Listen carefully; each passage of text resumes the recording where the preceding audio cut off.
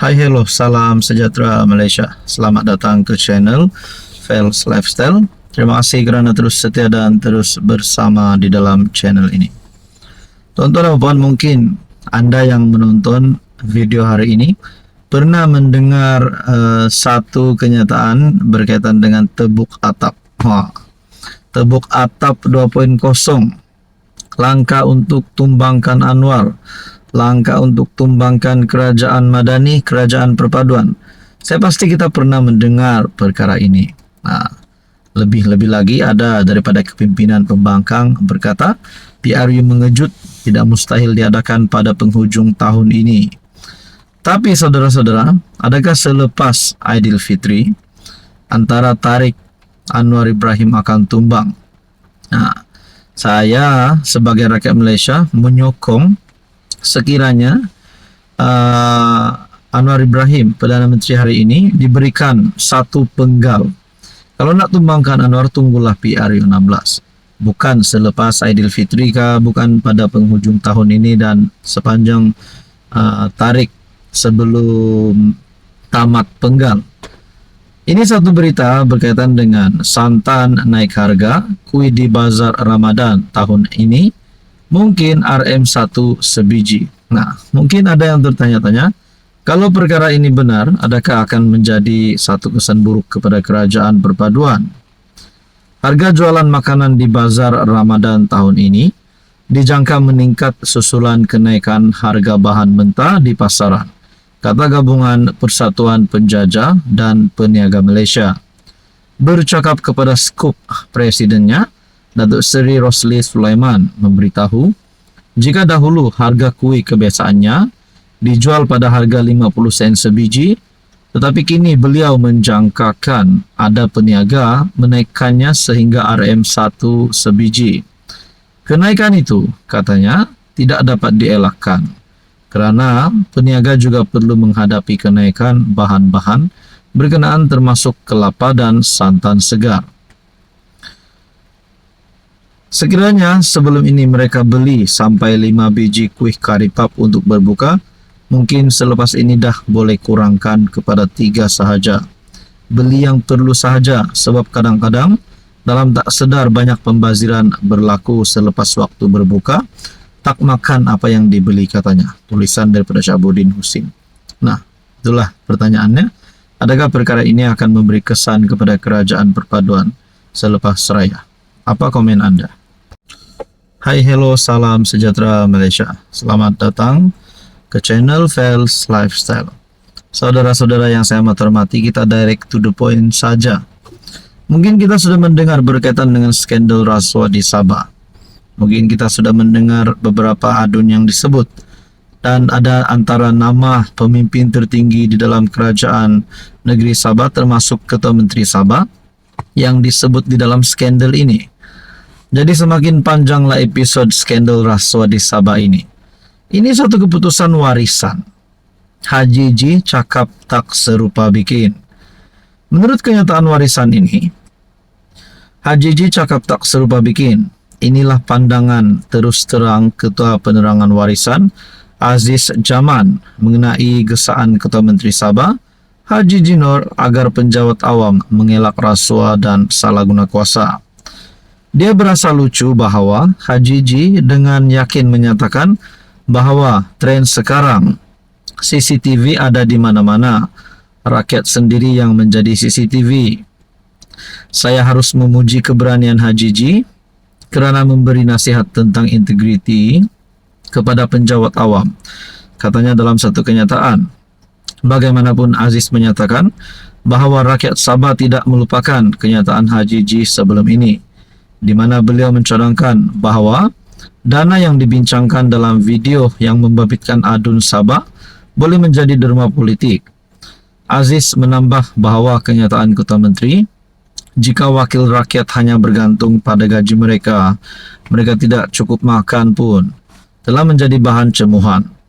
Merujuk kepada ucapan Haji G pada Majlis Amanat Tahun Baru di Pusat Konvensyen Antarabangsa Sabah SICC, Aziz bertanya, Adakah Ketua Menteri terbabit sadar bahwa kepercayaan rakyat bukan dibina semata-mata melalui ucapan, sebaliknya melalui tindakan konkret? Ketulusan bukan sekadar slogan yang disebut dalam majelis rasmi, tetapi harus dibuktikan dengan keberanian untuk bersikap terbuka terhadap sebarang siasatan dan dakwaan. Rakyat tunggu jawaban.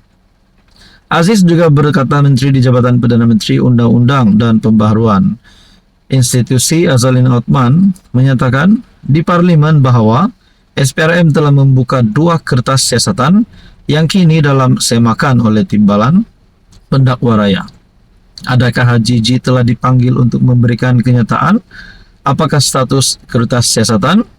Adakah mereka telah dirujuk kepada timbalan pendakwa raya? Dia bertanya, adakah salah satu daripada kertas siasatan ini berkaitan dengan aduan terhadap HJJ juga? Lebih membingungkan, sementara rakyat menuntut ketelusan, HJJ kelihatan terlalu defensif dalam melindungi mereka yang terjerat dalam skandal Sabah. Jadi saudara-saudara, mengenai video yang dikeluarkan oleh pemberi maklumat yang mendakwa telah merasuh adun untuk mendapatkan lesen cari gali mineral, HJJ mendakwa ia cubaan untuk menjejaskan pentadbirannya. Pemberi maklumat itu juga telah dituduh menjadi sebahagian daripada kartel yang bertujuan untuk memonopoli aktiviti perlumbungan di Sabah. Jadi persoalan dan pertanyaan saya adalah, kalau benar HJJ cakap tak serupa bikin, beliau bukanlah Ketua Menteri yang menjadi pilihan rakyat Sabah.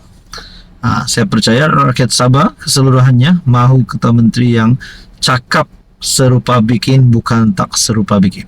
Tapi kita nantikan saja.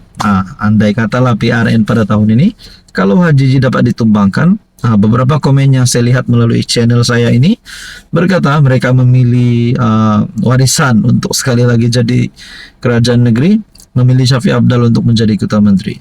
Jadi saudara-saudara, Anda rasa siapa yang akan menang pada PRN Sabah tahun ini? Dan mungkinkah ada gabungan baharu, mungkin daripada UMNO Sabah dan Warisan? Kita nantikan saja. Ataupun mungkin juga JRS akan kekal menjadi kerajaan negeri. Apa komen Anda?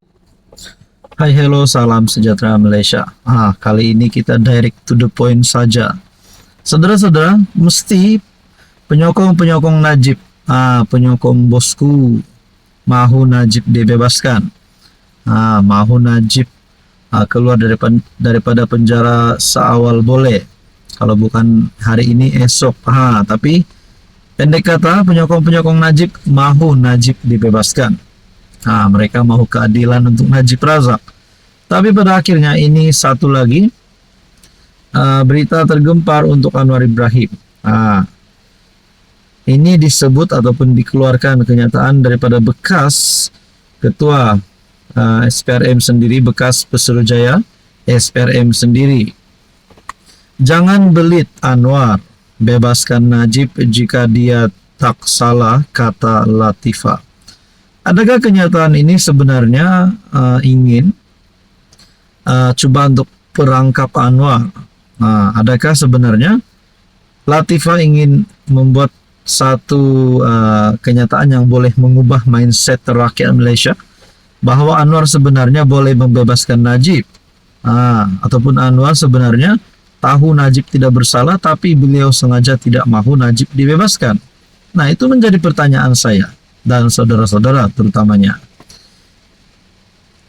Perdana Menteri Anwar Ibrahim dicabar untuk membebaskan Najib yang sedang menjalani hukuman penjara 6 tahun atas kesalahan rasuah dan salah guna kuasa. Bekas Pesuruhjaya SPRM Latifah Koya melontarkan cabaran itu melalui episod kedua podcast Straight Talk terbitan Malaysia Kini dan Kini TV ketika diminta mengulas kenyataan Anwar sebelum ini. Latifah menyoal Anwar yang menyifatkan beberapa pendakwaan berprofil tinggi pada 2018 dilakukan secara tergesa-gesa dan dicemari oleh racun dan permusuhan. Siapa yang dia maksudkan? Siapakah kumpulan atau individu yang bertanggung jawab menjalankan dendam sebegitu? Adakah dia mempersoalkan integriti mahkamah?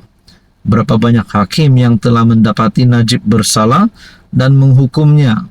Jika Anda mengatakan ini adalah pendakwaan yang berniat jahat, maka Anda telah merendahkan keputusan mahkamah tertinggi.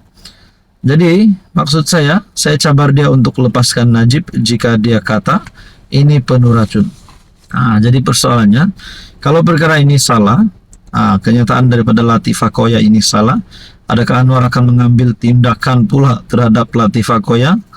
Mungkin menyaman beliau dan sebagainya. Kita pun tak tahulah, tapi kita nantikan saja apa yang berlaku seterusnya.